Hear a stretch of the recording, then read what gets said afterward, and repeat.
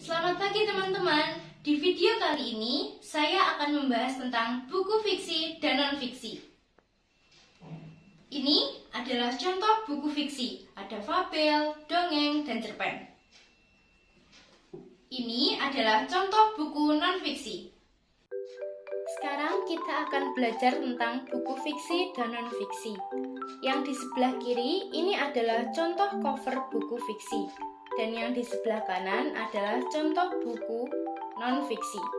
Buku fiksi adalah buku yang berisi cerita atau kejadian yang tidak sebenarnya. Contohnya, buku cerita anak, dongeng, novel, cerpen, fabel, dan komik.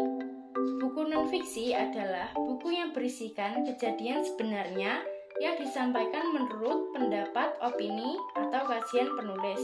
Contohnya, buku pelajaran, buku ensiklopedia, biografi, dan laporan ilmiah.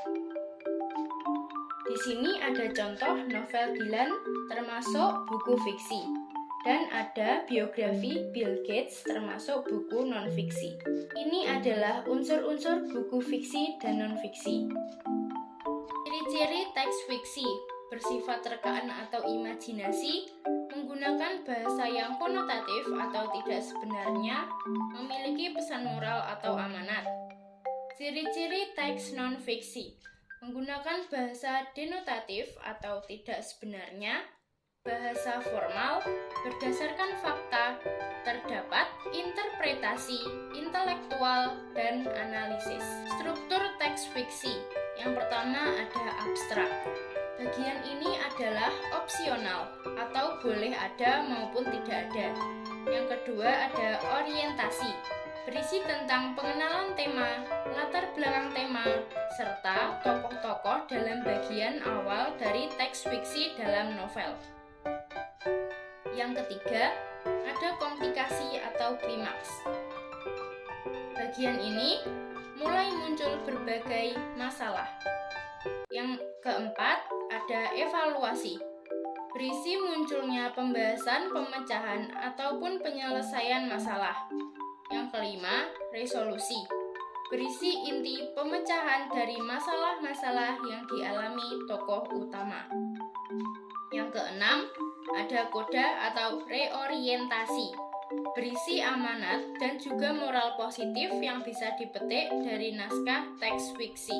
Oke, baiklah, ini adalah cuplikan sebuah cerpen. Bisakah kalian mengidentifikasi bagian apakah ini? Ya, betul sekali. Ini adalah bagian orientasi. Pada cuplikan cerpen ini ada latar belakang dan pengenalan tokoh. Kalau ini bagian apa ya? Pintar, ini adalah bagian klimaks atau komplikasi. Nah, kita cek pemahaman kalian yang terakhir tentang buku fiksi. Ini bagian apa ya? Ada yang tahu?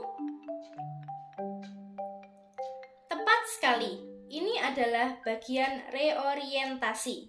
Sekarang kita akan membahas struktur teks non-fiksi. Yang pertama ada abstrak. Bagian ini menjadi inti dari sebuah non-fiksi. Yang kedua ada isi.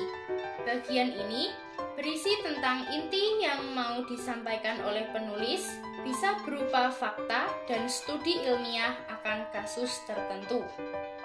Yang ketiga ada penutup, berisi kesimpulan dan saran penulis.